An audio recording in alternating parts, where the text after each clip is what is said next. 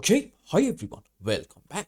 And in this update, we are going to check out VeChain's price chart. And at first, I want to start today's update by talking about what is happening in the mid to long term. And then we are going to go on some lower time frames and see what might be the next likely move. I don't know, let's say in the next couple of days. Now, in the mid to long term, I'm actually quite bullish in VeChain, but the shape of our structures, in my view, is quite a bit different than a lot of other alts. Why? Because back in this bull run in 2020, 2021, in a lot of altcoins, we completed a 5-wave on the upside to about their all-time high.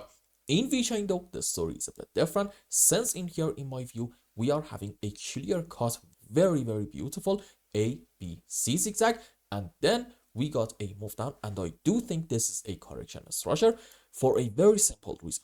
I think this is a very slow and choppy move down, and in fact, let's just quickly measure it timing wise. As you can see, this move down so far is taking us 236 weeks.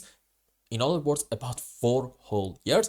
On the other hand, this strong move on the upside only happened in about 1 year. So this, in my view, is a correction, and it does have all the right characteristics going for it. And that's why I think in VeChain, soon this is going to come to an end, and we are going to see another good move up. And whether in that move we are going to take the all-time high right in here about 27 cents or not, you know what, that can be up for the base. I got no problem with that. The points that I'm trying to make is this: in my view, by the end of this cycle in VeChain, we are going to get a good move on the upside, and at least we are going to reach to about these areas somewhere between, let's say, 10 to 15 cents. And then when we get there, we are going to make new updates and see what might be the next likely moves. But for now, I believe that we do have quite a long way away to get to those prices. So let's just count on a move up, and then we are going to take everything a step by a step. Now, here is the situation. Even in the midterm, and by midterm, I'm saying maybe in the next couple of months, even in that period, I do think we're going to get a good move up in VeChain, because in here, I think we are having a beautiful bullish setup. Why? Simple reason. You see, when we got this specific move down back in, let's say, December of 2024, about, let's say, a year ago, it actually happened way too fast. And as a result of that, somewhere around, between, I think it was 4.8 to about 5 cents region, we created a very clear gap in weekly time frame. So this does actually have quite a bit of validity, and in my view, gaps 95+% of the time are going to get filled. So from my POV, makes perfect sense to argue, you know what, by the end of this cycle in VeChain, we are at least going to bare minimum get a move up and fill this gap, and then I think we are going to continue our move up for quite some time. The point that I'm trying to make is this: right around these low prices, in my view, VeChain, and for that matter, probably a lot of other altcoins that do have solid fundamentals, they are, in my view, a decent buy opportunity. Now, having said all that, let's go on some lower time frames and see what is happening. And I think let's go on Coinbase's chart, because the last time that we talked about VeChain, we were absolutely on Coinbase, and if you remember, we were specifically right in here, and the idea was that odds are we are having off of the lowest low 1, 2, 3, 4, 5, which is a good sign suggesting the bottom is in, but it doesn't necessarily mean that we are going to get a straight move on the upside. And specifically, we talked about the possibility of having an A, B, C zigzag, and we said maybe from here in the next couple of days, we are going to get a move on the downside. But don't worry, that might be part of the bullish process, since at least this count suggests we are having 5 up into 1, correction for 2, and what's next? You know what? A good move up into wave 3 and 4 and 5. And as you can see, we did get in the short term a move down. And I also believe that in the previous video, I said if we get to about the 1.6 cents region, I am going to buy the dip a little bit. And that's exactly what I did. The question is though, can we argue this point is the end of our wave 2? And right now, it's time to get a good move on the upside.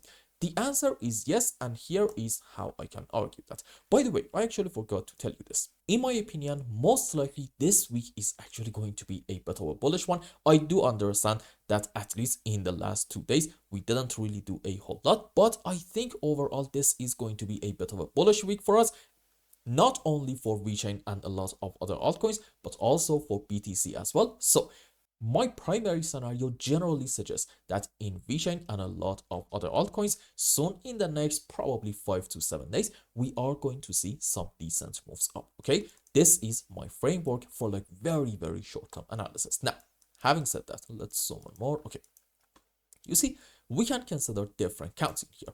For instance, you can argue off of the lowest low, this is 1, this is 2, this is wave 3, correction for 4, another move on the upside into wave 5. And if you are willing to ignore the small overlapping of the waves between our wave 4 and 2, you can say, look, this is an impulse, which is a great sign suggesting the bottom is set. On the other hand, if you want to actually count this overlapping of the waves, then okay, I think your structure is a bit different, because you really cannot argue that since we are having overlapping of the waves, this is going to be, I don't know, maybe an expanding leading diagonal or maybe a leading diagonal in form of a wedge. I have checked the rules. None of them are actually applying to this structure. So what's the other count? The other one suggests that, again, these are all bullish scenarios. That one suggests maybe we are having a 1, 2, 3, 4, 5 wave up to about here, correction down, and this can be another 1, 2, 3, 4, 5 wave on the upside. And if this count is happening, then okay, it implies that in VeChain maybe we are having a series of 1-2s, meaning this is 1, this is 2, and what's next? Hopefully in the next, I'm gonna say maybe 24 to about 48 hours, a good move up into wave 3, 4, 5, and that might be on a higher degree into wave 3, correction for 4, another move on the upside into wave 5. For now, I'll be honest with you, I actually do like this count a little bit. Now, what if we get a move on the downside? In other words, at what point are we going to say, you know what, maybe this scenario is actually invalidated? Because we shouldn't really marry to any specific case. For every single possibility, we should absolutely have a very key important invalidation point.